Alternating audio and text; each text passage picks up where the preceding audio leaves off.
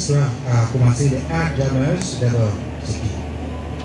Les Art Jammers, c'est un groupe de musiciens et de mélomanes, c'est-à-dire des amoureux de la musique, qui se servent du pouvoir fédérateur de la musique, justement, c'est ça qu'on les appelle Art Jammers, pour promouvoir, pour pratiquer, parce qu'il faut prêcher par l'exemple, pour pratiquer et promouvoir la générosité et le dialogue des cultures. ARK, ça veut dire Acts of Random Kindness, ce qui veut dire en français acte de bonté aléatoire. Et Jammers, pour ce conseil, donc, ce sont les musiciens. Et cet acte de bonté aléatoire, ça veut dire quoi concrètement?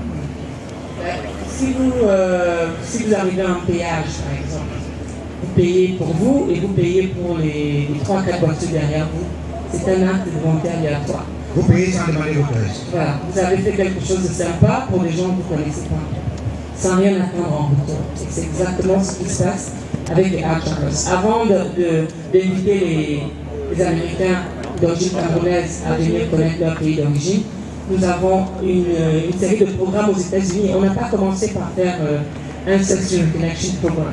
On a une série d'activités aux États-Unis parce qu'on a commencé là-bas pour, comme je dis, pratiquer et surtout motiver, encourager les Africains qui vivent aux États-Unis à contribuer au développement de leur pays d'accueil. C'est bien quand on arrive d'avoir les papiers, d'avoir un bon boulot, etc. Mais c'est aussi bien de laisser sa marque.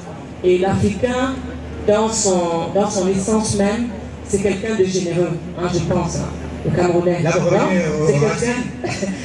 aux racines. Voilà. Par rapport à la pratique ces dernières années, on a souvent pensé que les Africains attendaient les autres de leur part. Les Africains sont... Enfin, l'image de l'Afrique, c'est voilà, la maladie, c'est la pauvreté, c'est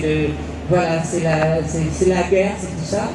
Et alors on ne voit pas que derrière ça, il y a des millions d'Africains à travers le monde. Je dis bien à travers le monde, pas seulement dans le continent, mais à travers le monde qui font des choses extraordinaires. On a voulu mettre tout ça en lumière et c'est vrai que là-bas, ça a étonné qu'on voit des musiciens d'origine africaine qui viennent et qui disent nous allons faire un concert, nous allons collecter des fonds et nous allons utiliser ces fonds pour aider des enfants déshérités de la ville de Washington DC. Les gens sont étonnés de voir des Africains qui viennent aider des Américains. Et ça, vous l'avez fait aux États-Unis d'Amérique. Ça mérite quelques applaudissements, mesdames et messieurs. Absolument. Et ça, c'est depuis 2008 que nous avons commencé cette expérience. Donc, depuis 2008, nous faisons plein de choses pour des communautés diverses là-bas aux États-Unis. Et bon, ça fait qu'il y a eu ce succès qu'on connaît à Jammers. On n'a pas l'habitude, en plus, Lazare, de voir des gens qui viennent et qui disent « je veux vous aider pour rien ». J'ai un cousin ici qui a du mal à croire que les Art Jammers dépensent leur temps, leur énergie, leurs ressources pour aider des gens qu'ils ne connaissent pas à faire ce voyage de retour sur la terre de leurs ancêtres. Est-ce que tu sais que ces Américains qui sont arrivés le 28, sont arrivés quand le 28, le 27, on les a vus pour la première fois à l'aéroport. Pour la première fois. Le contact avant? Le contact avant se fait par ces deux qui étaient là tout à l'heure, Gina Page et Dr. Kiddles, qui sont ceux qui font le test. À leurs clients, on va dire, ou leurs patients, je ne sais pas comment utiliser le terme, ils font le test, les gens passent le test, on leur donne un bout de papier qui leur dit vous êtes Tika, vous êtes américain, vous êtes Avoussa, vous êtes Fulani. Et là, ils demandent qu'est-ce qu'on fait de ce papier.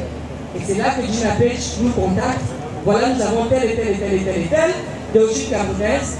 Ce serait bien s'ils pouvaient connaître un peu de leur histoire. Et là, nous, on rentre on rentre dans la danse. On propose à la personne d'acheter son billet d'avion. Elle achète son billet d'avion. Et on vient sur place. On organise le voyage de la personne avec le soutien de l'État camerounais. D'accord, pour assurer l'hébergement, la restauration, le transport local, la sécurité de la personne pendant qu'elle est sur le territoire. On demande à la personne d'acheter son billet d'avion. Et on fait ça gratuitement. Je le dis devant eux-mêmes, ils ne nous payent pas un seul centime pour les aider à venir au Cameroun. Et une fois qu'on a fait ça, une fois qu'on a eu le soutien de l'État camerounais et que ces gens arrivent ici, qu'est-ce qu'on fait? On leur souhaite la bienvenue. comme cela se fait dans notre tradition africaine. C'est-à-dire que quand vous recevez quelqu'un chez vous, vous n'allez pas lui demander de payer son viande et son poisson pesé, vous n'allez pas lui demander de payer son lit, vous allez lui offrir l'hospitalité. C'est l'hospitalité à l'africaine que nous célébrons ici ce soir. Et ceci se passe depuis l'an dernier avec beaucoup de succès. L'expérience a recommencé cette année depuis le 27 décembre. Nous sommes aujourd'hui le 31. Dans quelques heures, ça va être la fin de l'année. Néné, sur le conseil avisé de Eric Chinde. Exactly, Eric Chinde, who is the special advisor of ACT Germans. You know, when she spoke, I got this wordings coming back to my head. Don't ask what my country can do, or don't ask what your country can do for you. Ask what you can do for your country. Can we see that the concept of ACT Germans is citizen responsibility?